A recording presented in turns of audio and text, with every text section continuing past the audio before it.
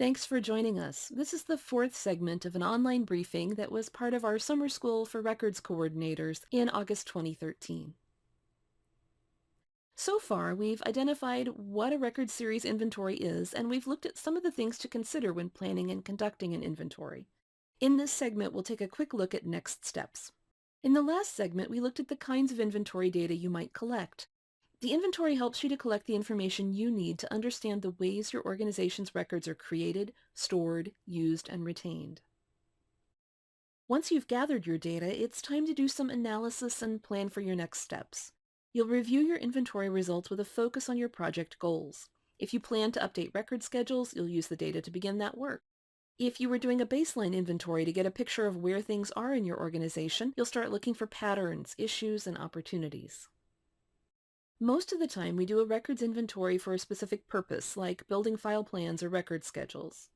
Along the way, though, the inventory often brings other things to our attention, whether that was one of our original goals or not. You might identify gaps in coverage or missing collections of records. When doing an inventory, I once found about 10 years of material in one department and another 10 years in a second department, with a gap of about 5 years in between.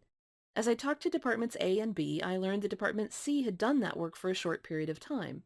When I followed up with the third department, we were able to paint a much more complete picture of how the work and the records had changed over the years, and we were better able to plan for managing those records. As part of your inventory, you'll often find new types of records that don't have a record schedule, or records and business processes that have changed over time and need an update. You'll probably also find some groups of records that have been retained past their scheduled destruction dates, or records that should have been transferred to the archives by now.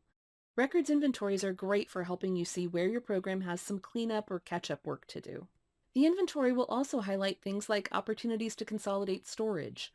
It may help to centralize some files to make them easier to access, or you might find that multiple departments are keeping copies of the same records, and it may be easier to store one shared copy online.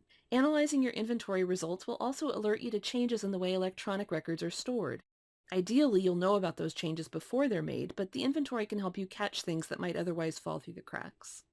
You may discover that some records were stored in poor conditions or suffered damage, and you'll want to take steps to protect and recover those records. You may also discover some avoidable risks to your records. If you find that important files are being stored in a leaky basement storage area, you'll want to make moving those records to better storage a priority for follow-up. You also have some follow-up to do with the people who participated in the inventory. Contact the records coordinators and others who helped gather the data and thank them for their help. If you can, share a brief summary of what you found and let them know what next steps will happen as a result of the work they did. If it's appropriate to do so, share your results. How much information did you find and where? What major trends do you see? A records manager for one company posted graphs and charts in the hallway showing the large amount of information they had and the wide number of places where it was stored. It really caught management's eye, and one senior leader remarked that he'd never seen a total picture of the organization's information before. You'll also want to update interested stakeholders and let them know what you found. Your Freedom of Information Act team, information technology staff, legal team, and others may have a real interest in and use for the information you collected in your inventory. The next steps you take will depend on the goals you set for your inventory and on what you find while doing the inventory. Typical next steps might include matching the record series to existing file plans and record schedules to see what's changed and what needs to be updated, building a file plan for your office, evaluating how well your current program and systems are working for you and planning needed changes, setting up paper and electronic filing systems, creating a list of schedule updates to discuss with your records officer, working on new or updated schedules, and working to resolve issues and clean up any problem areas. So those are the basic steps in planning and conducting a record series inventory.